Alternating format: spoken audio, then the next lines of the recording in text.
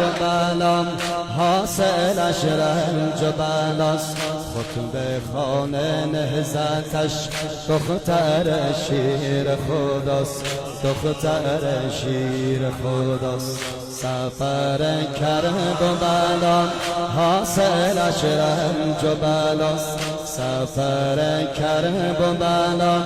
حاصلش رنج و بلاست خطبه خانه نهزتش دختر شیر خداست دختر شیر خداست سیدی یا مظلوم یا ابا عبدالله سیدی یا مظلوم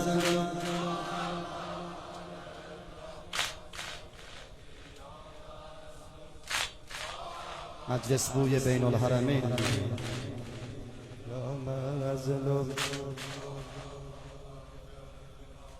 در زمین کربلا شور و غوغا برپاست در زمین کربلا شور و غوغا برپاست پیکر خون خدا زخمی تیغ بلاست پیکر خون خدا زخمی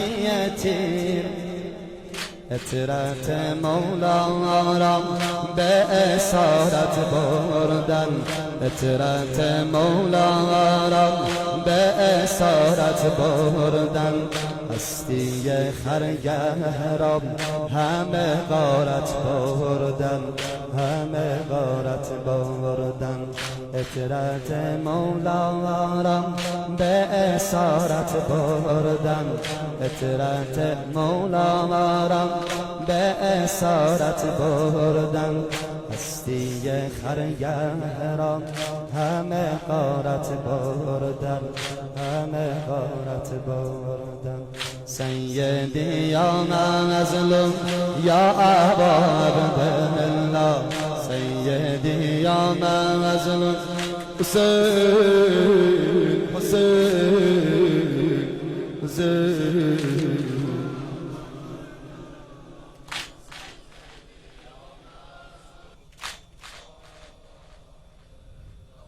در ره کوفه و شام دختری محزون است در ره کوفه و شام دختری محزون است از جفای اشبیا قلب پاکش خون است قلب پاکش خون است دیدگانش ترغم پای او مجروح است دیدگانش ترغم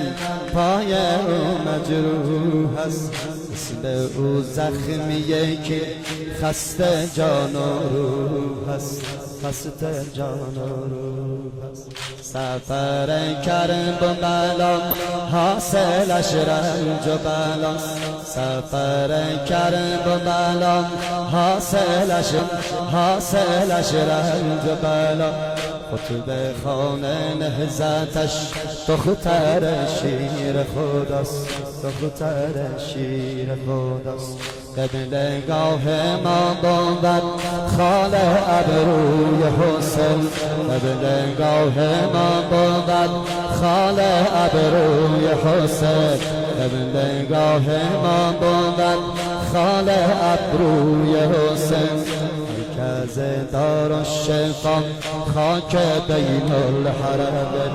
خاک بین